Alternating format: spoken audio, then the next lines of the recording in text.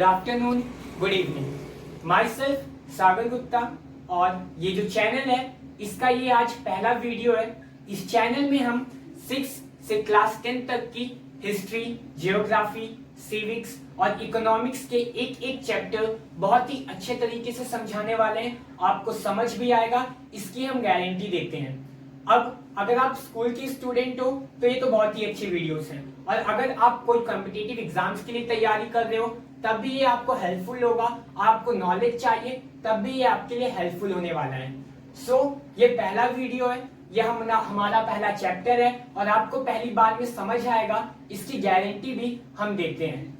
आज हम स्टार्ट कर रहे हैं class 8 civics. Why do we need constitution? हमें कॉन्स्टिट्यूशन की जरूरत क्या है? अब कॉन्स्टिट्यूशन की जरूरत क्या है, इससे पहले ये जानना जरूरी है कि कॉन्स्टिट्यूशन है क्या।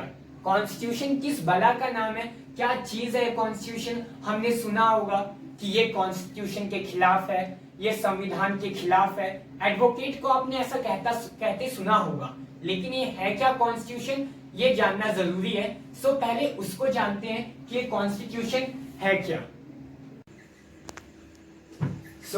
कॉन्स्टिट्यूशन है क्या? कॉन्स्टिट्यूशन वर्ड बना है कॉन्स्टिट्यूट से। कॉन्स्टिट्यूट का हिंदी मतलब होता है इकट्ठा करना या गठित करना। अब क्वेश्चन अराइज होता है, बेसिक क्वेश्चन, कि अब हम यहाँ क्या इकट्ठा कर रहे हैं, क्या गठित कर रहे हैं? तो हम यहाँ रूल्स और रेगुलेशंस को इकट्ठा कर रहे हैं जिनके बेसिस पे देश चलता है। और कॉन्स्टिट्यूशन को हिंदी में बोलते हैं संविधान। संविधान सम और विधान शब्द से बना है। सम मतलब समान, विधान समान है, जो विधान वही है संविधान। जो सबके लिए बराबर हो वो है संविधान। जैसे हम बोलते हैं कि भगवान एक है, अल्लाह एक है, उसी प्रकार संविधान भी एक है। अगर कोई बहुत ही अमीर आदमी है या फिर बहुत ही गरीब आदमी है तब भी उसके लिए एक ही संविधान है। सबके लिए एक ही कानून है, एक ही संविधान है।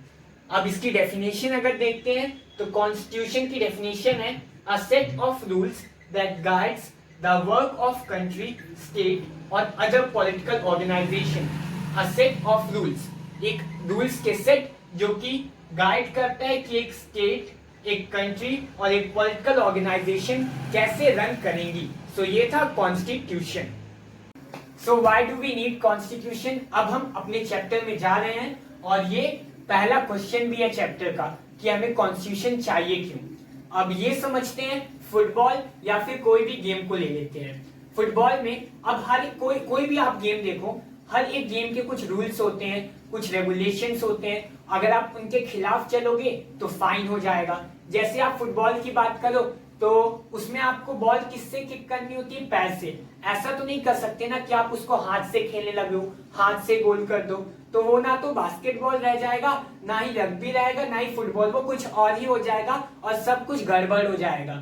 तो हर एक चीज के लिए नियम होना चाहिए, एक सिस्टम होना चाहिए, और वो सिस्टम हमें प्रोवाइड करता है कॉन्स्टिट्यूशन। अब पॉइंट वाइज समझते हैं कि हमें कॉन्स्टिट्यूशन चाहिए क्यों। अब पहला पॉइंट है ये, it lays out certain ideals that form the basis of kind of country that we as citizens aspire to live in. ये कॉन्स्टिट्यूशन जो है वो एक आइडियल्स, वो प्रिंसिपल ले डाउन करता है कि हम सिटीजन्स जो हैं एक कैसा देश चाहते हैं, हमें कैसे देश में रहना चाहते हैं। वो हमें कैसे पता चलेगा? कॉन्स्टिट्यूशन पढ़ के। कॉन्स्टिट्यूशन से एक दूसरा आदमी, दूसरा बंदा ये समझ जाएगा कि यहाँ के लोग जो हैं वो कैसे रहना चाहते हैं। जैसे हमारा कॉन्स्टिट्यूशन सेकुलर है, सबके लिए इक्वल राइट्स हैं, सभी रिलीजन का एक बराबर सम्मान किया जाता है। तो कोई बाहर का बंदा आके अगर हमारा कॉन्स्टिट्यूशन पढ़ता है तो उसे समझ आ जाएगा कि यहाँ के लोग कैसे हैं, यहाँ के लोग चाहते क्या हैं। तो ये पहला हो गया कि it lays out certain ideals on the basis of which we as citizens aspire to live in. अब दूसरा पॉइंट क्या है? It defines the nature of a country's political system. Constitution ये बताता है कि कंट्री का पॉलिटिकल सिस्टम कैसा होगा। जैसे हमारा सिस्टम क्या है? डेमोक्रेटिक है, किसी का डिक्टेटरशिप है, किसी का एरिस्टोक्रेटिक है, किसी का मोनार्कियल है, तो हमें कॉन्स्टिट्यूशन से पता चल जाता है कि इन कंट्री का पॉलिटिकल सिस्टम कैसा है, हमारा डेमोक्रेटिक है, ये हमें कहां से पता चलता है, कॉन्स्टिट्यूशन से। Third, it lay down the rules that guard against the misuse of authority by our political leaders. So constitution कुछ एक ऐसे भी रूल्स लिखता है जो हम सिटीजन्स को पॉलिटिकल लीडर्स से बचाते हैं, क्योंकि पॉलिटिकल लीडर्स के पास उनके पास पावर होती है। अब कोई सीएम है, कोई पीएम है, तो उनके पास बहुत सारी पावर है, तो कहीं उन पावर का वो मिसयूज ना करें, इस चीज को भी कॉन्स्टिट्यूशन चेक करता है, उस चीज को वो प्रिवेंट करता है। अब इसको आप समझ सकते हो जैसे क्लास में कोई मॉनिटर होते हैं, कुछ मॉनिटर ऐसे होते हैं, अगर आप मॉनिटर हो तो बुरा ना मानना, तो क्लास में कुछ लोग ऐसे होते हैं, कुछ मॉनिटर ऐसे होते हैं जो अपनी पावर का गलत इस्तेमाल करते हैं, जो जिनसे उनकी दुश्मनी होती है, उनको वो फंसाते रहते हैं और अपने दोस्तों का नाम कभी बोर्ड में नहीं लिखते, अपने दोस्तों का नाम कभी कंप्लेन नहीं करते टीचर्स को। सो ऐसा ही कुछ कहीं पॉलिटिकल लीडर्स हम जनता के साथ ना करें, हम लोगों के साथ ना करें, तो इसके लिए कॉन्स्टिट्यूशन ने कुछ रूल्स लिखे हैं, हमें भी कुछ राइट्स दिए जिन्हें फंडामेंटल राइट्स कहते हैं, ताकि हम बचे रहें इस मिसयूज से। अब fourth point, it ensures that a dominant group does not use its power against minority or less powerful people। ये इंश्योर करता है कि कोई जो ग्रुप डोमिनेंट में, डोमिनेंट मतलब मेजॉरिटी में है, बहुत ताकतवर है, कुछ गांव में कुछ लोग होते हैं जो मतलब पावरफुल तबके वाले होते हैं, सबके ऊपर राज करते हैं, तो ऐसे लोग जो हैं, जो कम है नंबर में, जो पावरफुल नहीं है, हेल्पलेस है, गरीब है, उन लोगों का शोषण ना हो, तो इस चीज को कौन प्रिवेंट करता है, कॉन्स्टिट्यूशन, क्योंकि कॉन्स्टिट्यूशन सबको राइट देता है। सो अंडरस्टैंड आया, बात समझ आई आपको। Fifth point, we need constitution to save us from ourselves. हमें कॉन्स्टिट्यूशन खुद को खुद से बचाने के लिए चाहिए। ये थोड़ा ट्रिकी साउंड कर रहा होगा, तो इसको समझने के लिए एक थोड़ा इमेजिन करते हैं कि एग्जाम का टाइम चल रहा है कल, और आप 10th में हो और कल आपका मैथ का एग्जाम है, और वो बहुत ज्यादा इंपॉर्टेंट है मैथ का एग्जाम। अब उसी दिन लास्ट नाइट को तारक मेहता का बहुत लोग देखते हैं, एक महा एपिसोड आने वाला है और आपको बहुत ही देखना है, बहुत ज्यादा ही मन हो रहा है। अगर आपने अब कंट्रोल नहीं किया तो आपकी रिजल्ट पे बहुत ज्यादा फर्क पड़ सकता है। तो आपने कैसे अपने आप को कंट्रोल किया, आपको कुछ डर आया कि मैंने अगर एग्जाम अच्छे से नहीं दिया तो मेरे पापा चिल्लाएंगे, मेरा रिजल्ट खराब हो जाएगा, मुझे अच्छा मैथ फिर मैथ परस्यू करने के लिए 11th-12th में मैथ नहीं मिलेगा, ये सब आपको कुछ ना कुछ डर आए। तो अगर देश में भी अगर आपकी पर्सनल लाइफ को लेके, आपकी जो सोशल लाइफ को लेके, अगर आप वहां कुछ बुरा काम करना चाहते हैं, जैसे किसी को मारना चाहते हैं, कहीं दंगे फसाद करना चाहते हैं, तो वहां भी आपको एक थोड़ा डर चाहिए, और वो डर देता है कॉन्स्टिट्यूशन, क्योंकि कॉन्स्टिट्यूशन में रूल्स लिखे हुए हैं कि अगर आप किसी को मारते हो तो आप भी मरोगे या फिर उम्र कैद की सजा है। तो जो पनिशमेंट्स हैं, जो डर हैं, जो पेनल्टीज हैं, वो आपके अंदर डर पैदा करता है और हमें अपने आप से बचाता है। तो ये था 5th पॉइंट। आई थिंक सबको क्लियर हो गया हो, और कोई डाउट हो तो कमेंट करिएगा। अब लास्ट 6th पॉइंट, और ये लास्ट पॉइंट है, it ensures that citizens are not discriminated on grounds of religion, race, caste, gender etcetera. ये इंश्योर करता है, कॉन्स्टिट्यूशन इंश्योर करता है कि जो सिटीजंस हैं, देश के लोग हैं, उनके बीच किसी भी प्रकार का भेदभाव ना हो, ना रिलीजन के बेसिस पे, ना रेस के बेसिस पे, रेस यानी कलर, ना कास्ट के बेसिस पे, ना जाति के बेसिस पे, ना जेंडर के बेसिस पे कि आप लड़का हो क्या लड़की, किसी भी बेसिस पे डिस्क्रिमिनेशन, भेदभाव लोगों के बीच ना हो, ये कॉन्स्टिट्यूशन इंश्योर करता है। बहुत से रूल्स भी हैं, जैसे अनटचेबिलिटी, एक बहुत पुरानी प्रथा थी हमारे देश में, अब उसको एक पनिशेबल ऑफेंस है, अगर आप वो प्रैक्टिस करते हो तो आपको सजा भी मिल सकती है। तो ऐसी बहुत सी चीजें हैं और इसलिए हमें कॉन्स्टिट्यूशन चाहिए। आई थिंक आपको ये क्लियर हो गया हो कि हमें कॉन्स्टिट्यूशन क्यों चाहिए। हमने ये समझ लिया कि कॉन्स्टिट्यूशन चाहिए क्यों। अब हम पढ़ेंगे की फीचर्स ऑफ द कॉन्स्टिट्यूशन। पहला है इसमें फेडरलिज्म।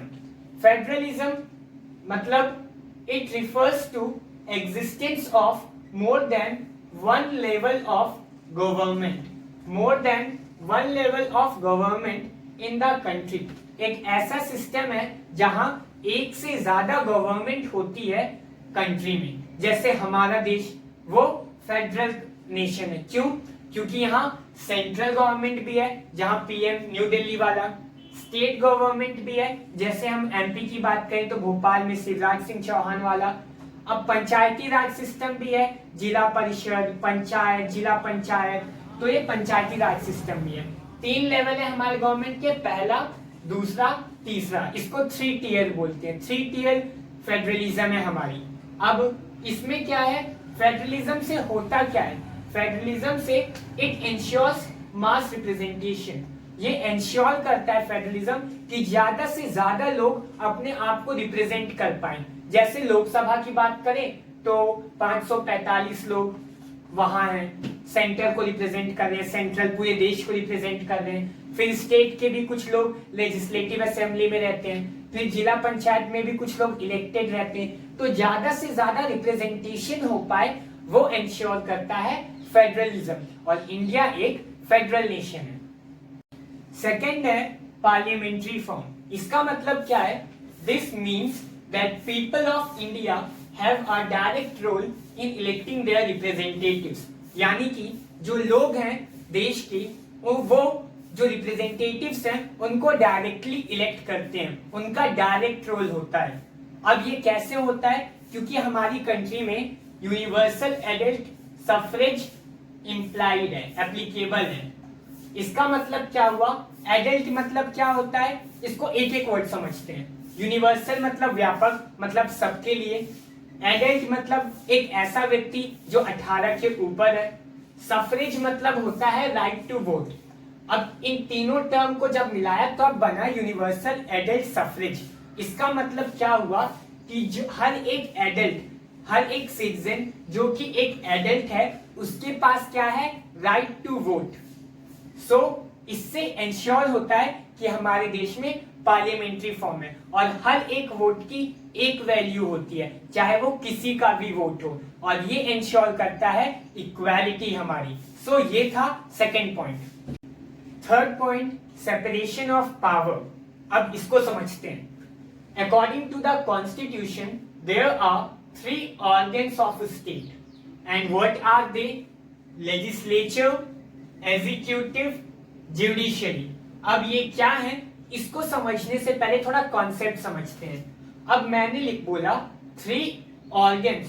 ऑर्गन्स क्यों बोले? हमारे बॉडी में भी बहुत सारे ऑर्गन्स हैं, हर एक ऑर्गन अपना अलग अलग काम करता है, उसकी अलग अलग खासियत है, अलग अलग पावर है। किसी में खाने पचाने की शक्ति होती है, किसी में सांस लेने की शक्ति होती है, सबके अलग अलग पावर है। और ऐसे ही पावर भी अलग अलग, स्टेट के भी अलग अलग पावर है। और दूसरा नोट करने वाली बात यह है कि जब भी मैं स्टेट लिखूं, इसका मतलब राज्य नहीं, महाराष्ट्र, मध्य प्रदेश, इसका मतलब इस स्टेट का मतलब वो नहीं है। इस स्टेट का मतलब देश है, इंडियन स्टेट, नेपाल स्टेट, ये है स्टेट मतलब देश पूरा। अब कौन से 3 ऑर्गन्स थे? लेजिस्लेचर, एग्जीक्यूटिव, जुडिशरी, तीनों की अलग अलग पावर है। अब लेजिस्लेचर कौन से हैं? एमपी, एमएलए जो होते हैं वो लेजिस्लेचर है। Executive IAS, IPS, ministers. अब मिनिस्टर एमएलए भी होते हैं, एमपी भी होते हैं, लेकिन जब कोई एमएलए, एमपी मिनिस्टर बन जाता है तब वो लेजिस्लेचर तो रहता है, लेकिन उसके साथ साथ एग्जीक्यूटिव भी बन जाता है, क्योंकि वो भी पॉलिसी बना रहा होता है। और थर्ड होता है जुडिशरी, जो जजेस होते हैं। सो ये होते हैं 3 ऑर्गन। अब इनके काम क्या है? लेजिस्लेचर लॉ बनाता है, जो पार्लियामेंट में, जो लेजिस्लेटिव असेंबली में जो कानून बनाए जाते हैं वो लेजिस्लेचर बनाते हैं। एग्जीक्यूटिव कानून को इम्प्लीमेंट करवाते हैं, जो रूल्स है, रेगुलेशंस हैं, उनको ग्राउंड में इम्प्लीमेंट करवाते हैं, जैसे आईएएस यानी कलेक्टर, पुलिस, ये सब उन चीजों को इम्प्लीमेंट करवाते हैं। और जुडिशरी जजेस अब हमारे फंडामेंटल राइट्स को अपहोल्ड करते हैं, हमारे मतलब जस्टिस प्रोवाइड करते हैं। तो ये कौन काम करता है? जुडिशरी। अब क्वेश्चन अराइज होता है कि काम बांटा क्यों गया, सेपरेट क्यों किया गया पावर को? एक आदमी को क्यों नहीं दे दिया गया, या फिर लेजिस्लेचर को ही बोल देते कि सब आप कर लो, एग्जीक्यूटिव को ही बोल देते कि सब आप कर लो, ऐसा क्यों नहीं किया? ऐसा इसलिए नहीं किया क्योंकि अगर एक आदमी के पास पावर आ जाती है ना तो वो थोड़ा घमंडी हो सकता है, वो डिक्टेटरशिप में जा सकता है, एरिस्टोक्रेसी हो सकती है। सो अपने आप को हमें प्रोटेक्ट करना जरूरी था, इसलिए हमने पावर को बांट दिया, सब अपना अपना काम करे और अगर कोई एक गलती करता है तो दूसरा उसे टोकता है। जैसे समझ लो लेजिस्लेचर है, पार्लियामेंट कानून बनाता है। अगर पार्लियामेंट कोई गलत कानून बना रहा है तो जुडिशरी चाहे तो उसके पास पावर है कि कितने भी स्ट्रॉन्ग गवर्नमेंट हो उसके कानून को वो नल एंड वॉइड मतलब कोई वैल्यू नहीं रहेगी उसके कानून की अगर जुडिशरी उसको अपनाए ना, उसको अपहोल्ड ना करे। तो लेजिस्लेचर को ये चेक करता है। अब एग्जीक्यूटिव जो है, एग्जीक्यूटिव IAS IPS ये कुछ गलत काम ना कर रहे हो, करप्शन में ना हो, नेपोटिज्म ना हो रहा हो, तो जुडिशरी भी चेक करती है। जुडिशरी को अब आप सोच रहे होंगे कि इन दोनों को तो जुडिशरी चेक कर ली, अब जुडिशरी को कौन चेक कर रहा होगा? जुडिशरी तो बहुत पावरफुल हो गई। ऐसा नहीं है, जुडिशरी को भी अब लेजिस्लेचर चेक कर सकती है। अब अगर उनको लगा कि ये जो जज है, ये जो चीफ जस्टिस है वो गलत है, वो करप्टेड है, वो सही नहीं है, तो इम्पीचमेंट आपने सुना होगा, प्रेसिडेंट के लिए होता है, जज के लिए भी इम्पीचमेंट होता है, तो इम्पीच कर सकता है, उसको उसके पद से हटाया जा सकता है। सो ये था सेपरेशन ऑफ पावर। और एक और चीज, लेजिस्लेचर को क्यों बोलते हैं? क्योंकि ये लेजिस्लेट करते हैं, रूल्स बनाते हैं, एग्जीक्यूटिव एग्जीक्यूट करवाते हैं उन लोगों को, और जुडिशरी जुडिशियल सिस्टम में होते हैं जुडिशरी। सो ये था हमारा third point. Fourth, fundamental rights. Fundamental मतलब मौलिक, राइट मतलब अधिकार। सो मौलिक अधिकार, ऐसे राइट्स जो फंडामेंटल हो नेचर में, यानी कि एक इंसान के लिए बहुत ही ज्यादा जरूरी जो राइट्स हैं वो होते हैं फंडामेंटल राइट्स। अब it prevents misuse of state power. हमने why do we need constitution वाले पार्ट में पढ़ा था कि कॉन्स्टिट्यूशन स्टेट पावर के मिसयूज को प्रिवेंट करता है। कैसे करता है? फंडामेंटल राइट्स के थ्रू, क्योंकि कॉन्स्टिट्यूशन हर एक सिटीजन को कुछ फंडामेंटल राइट्स देता है। अब 6 फंडामेंटल राइट्स हैं। कौन कौन से?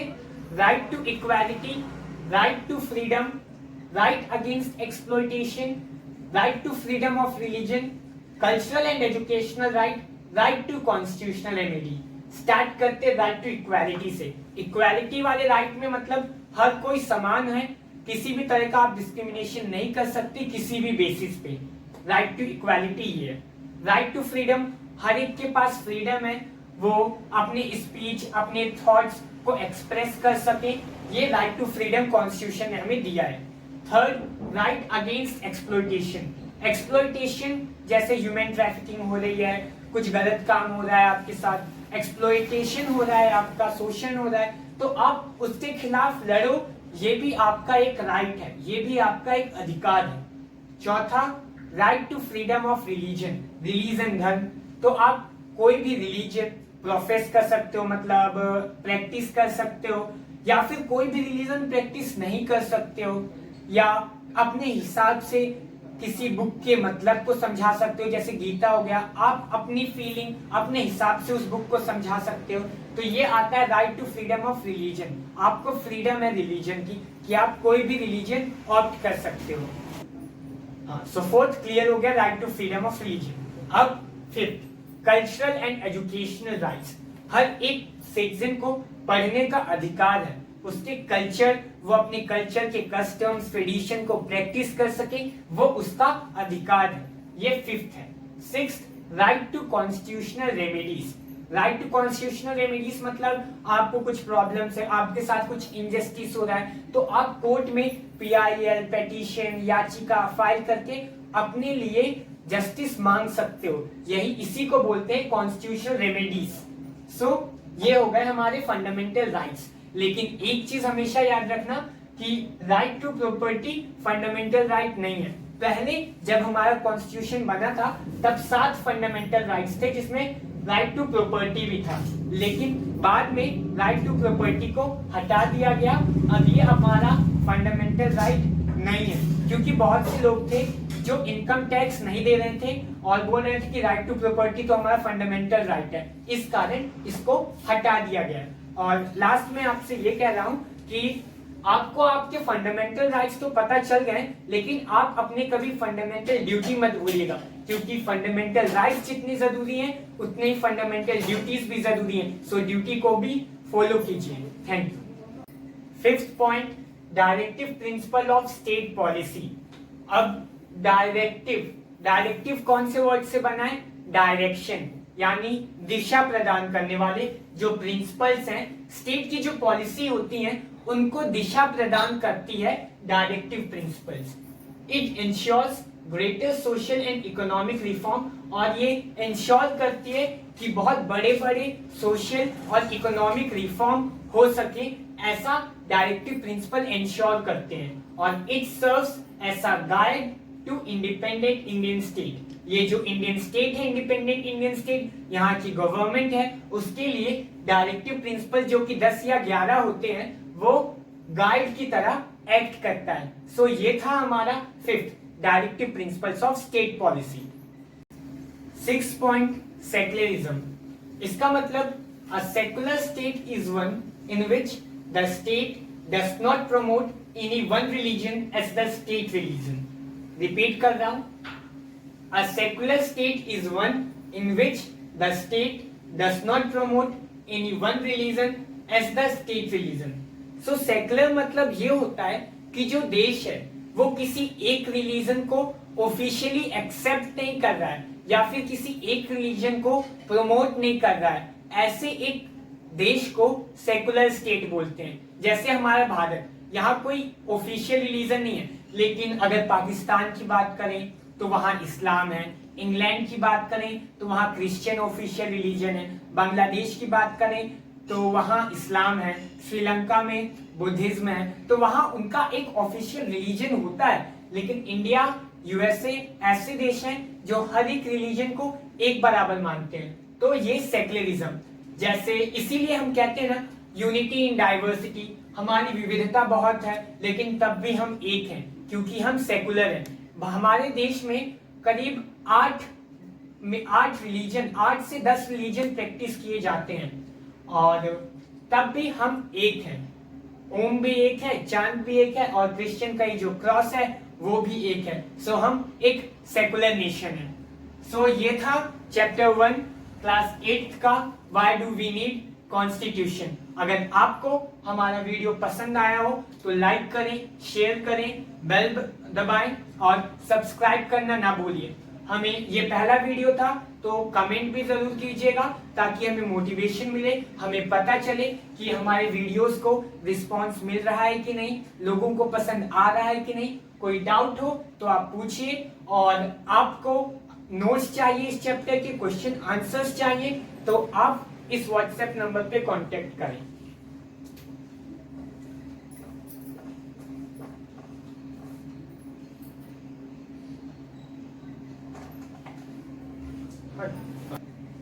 इस नंबर पे आप व्हाट्सएप में मैसेज करिए, ये नंबर नीचे डिस्क्रिप्शन में भी है। और कोई भी डाउट हो तो आप कमेंट करिए और प्लीज लाइक और सब्सक्राइब कीजिए। Thank you.